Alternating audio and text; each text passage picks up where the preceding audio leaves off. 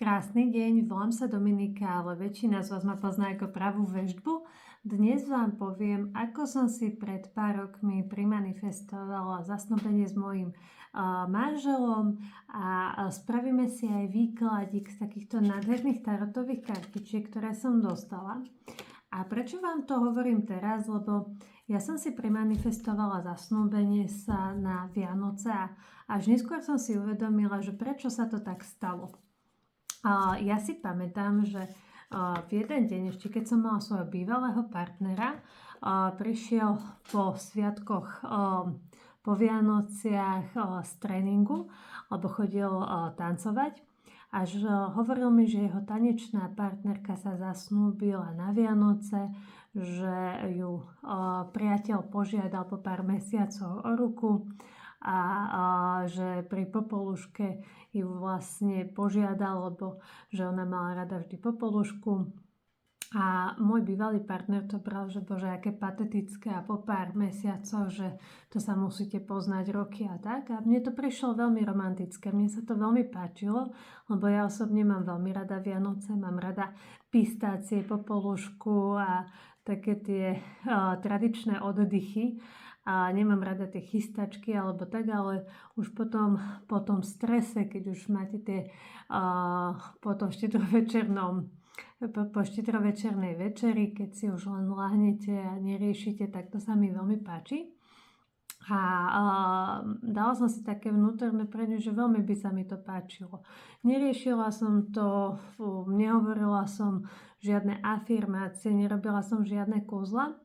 Stalo sa to, že s bývalým partnerom som sa samozrejme rozišla a keď som si hľadala opäť že niekoho, že keby mám mať vedľa seba partnera, tak som si už naciťovala to, aby som si primanifestovala niekoho, kto ma bude veľmi ľúbiť, kto už bude cítiť, že som tá pravá. A robila som pomocou toho rituáliku s prstienkom, ktorý vás učím pri odblokovaní lásky a som nesmierne vďačná za každý váš komentár, recenziu, že vám to pomohlo, ale aj spätnú väzbu, keď sa vám ešte nedarí. A naozaj sú to stovky ľudí, ktorí mi píšete, že tá pravá láska k vám potom prišla a som za to nesmierne vďačná. A taktiež som aj s klientmi robila rituáliky napríklad s orieškami a rôzne iné. A ono je to o tom, že čím lepšie viete nacítiť to svoje ja, ktoré bude budúce, ktoré bude to milované, tým rýchlejšie si primanifestujete aj to zasnúbenie alebo partnera, ktorého chcete. Najhoršie, čo môžete robiť, je byť v tej energii, že už potrebujem sa usadiť, už som starý, už som stará, nikto si ma nenájde, lebo vtedy si pritiahnete problematického partnera alebo problematickú partnerku. Ja som vedela, že buď všetko alebo nič, že buď to bude niekto, koho budem veľmi ľúbiť, kto mňa bude veľmi ľúbiť, kto to bude naozaj cítiť hneď, že som tá pravá a že ako manželka sa budem cítiť milovanie, zlato a že krásne a že ten partner mi to bude dávať neustále na oči alebo tak. Že budem cítiť tú jeho lásku. A ja si pamätám, že mne pomohla, už som vám to aj mnohým hovorila, svadba mojej kamarátky, ktorá sa po 15 rokoch vydávala a na ich svadbe som cítila obrovskú lásku a to mi tak dodalo takú nádej, že aj ja si to viem privolať. A vždy vám radím, keď vidíte v okolí šťastné páriky alebo keď si chcete primanifestovať babetko, buďte s tými pármi, ktoré majú to, čo chcete. Alebo keď chcete mať super kariéru alebo super auto, nezávidíte, ale buďte s tými ľuďmi, pretože majú tú frekvenciu, vibráciu, ktorú vy chcete a chcete mať, chcete pochopiť, chcete nacítiť. A keď ju nacítite a nemáte to, že oni to majú, ja to nemám, ale ste v takej dobroprajnej energii, že Boh im to dal, tak Boh to dá aj mne, tak naozaj sa vám to začne plniť. Keď som začala randiť s mojím manželom, tak všetci mi hovorili, že ten ťa rýchlo požiada o ruku, to je taká silná láska, aj sme to cítili obidvaja. A ja si pamätám, že stále sa nič nedialo, už bolo vyše roka A ja som veľmi ochorela počas Vianoc. Som dostala veľmi silnú chrípku, veľmi som kašľala, mala horúčky a prišiel vtedy ku mne na domček, lebo starala sa o mňa mamina.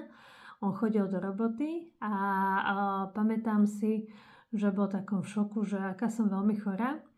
A presne po štedrovečernej večeri, keď bola popolúška, keď sme jedli pistácie, si ma zavolal a požiadal ruku. A ja som aj vtedy absolútne nečakala, že by ma takto požiadala. Je to o tom, že keď vy netlačíte, keď vy nemáte to, že teraz ma už musí požiadať o ruku a teraz sa to stane, alebo partnera či partnerku nútite, aby si vás už konečne zobral, tak vtedy to nefunguje. Ale keď na to zabudnete, keď viete, aké by to bolo byť tou partnerkou alebo tým partnerom, tak si to viete privolať. A čo je pre mňa tá sranda, že to, čo som si manifestovala, ten pokoj, kľud na duši, to, že ma niekto ľúbi, naozaj teraz žijem. Že to, čo som si spreciťovala v prítomnosti, mám teraz opäť v tejto budúcnosti, že to zažívam. Takže ono to je také, že čím menej tam máte toho strachu, čím menej tam máte toho, mne sa to nepodarí, tak tým rýchlejšie to aj prichádza a preto robím aj tie mentoringy, preto robím tie rituáliky. To nie je, že niečo privolávame, je to o naladení sa na tú príjmajúcu frekvenciu. A dobre, spravíme si aj výkladík. Vyberiem 3 kartičky, vypadli mi tu viaceré, ale chcem od vás, aby ste si vybrali tieto 3. Prvá, druhá alebo tretia. Čo máte spraviť? Čo máte spraviť preto, aby ste si primanifestovali tú lásku alebo to zasnúbenie? Ak ste si vybrali prvú, máte tu SOMečov. To naznačuje, že vás čaká nový začiatok. Budete potrebovať robiť nejaké radikálnejšie zmeny alebo rozhodnutia. Rozhodnúť sa pre to, čo chcete. Mám teraz na Hero práva väždba veľmi zlatú žienku, ktorá sa rozdišla teraz s partnerom, s ktorým si myslela, že to bude do konca života a s ktorým bude mať deti. Ale on nechcel mať deti, nechcel mať záväzok a niekedy ten osud vás zatlačí k tomu povedať nie, čo už s vami nerezonuje. Že odhodiť ten strach a naozaj dôverovať tomu, že keď to vaše srdce po niečom túži, tak je to reálne. Ak ste si vybrali druhú kartičku, je tu 4 minci. Tá naznačuje celkovo hojnosť vo vašom živote. Budete teraz pracovať na tom, aby ste sa cítili finančne, ale aj sebavedomo dobre. Že budete mať zdravé sebavedomie, uvedomovať si svoju hodnotu a nepodliezať svoju latku. Toto tam bude dôležité pri vašej manifestácii. Ak ste si vybrali 3. kartičku, máte tú svadbu, lebo 4. paliec ukazuje o nejakom zväzku a to, že tá manifestácia je naozaj takto lusknutím prsta blízko vás. Budem veľmi rada, keď mi do komentára napíšete, či sa vám toto rozprávanie páčilo, ktorá kartička vám vyšla, o čom by mal byť ďalšie videjko, aby viem, že v týchto videjkách aj s veštením mám pokračovať. Po prípade vám prezradím ďalší rituálik na Hero práva väždba, kde každý zhruba piatok, alebo keď je nejaký špeciálny deň, vám dávam jednoduché rituáliky, aby ste sa naladili na tú lepšiu frekvenciu a privolali a primanifestovali si to, čo chcete. Majte krásny deň, pa pa.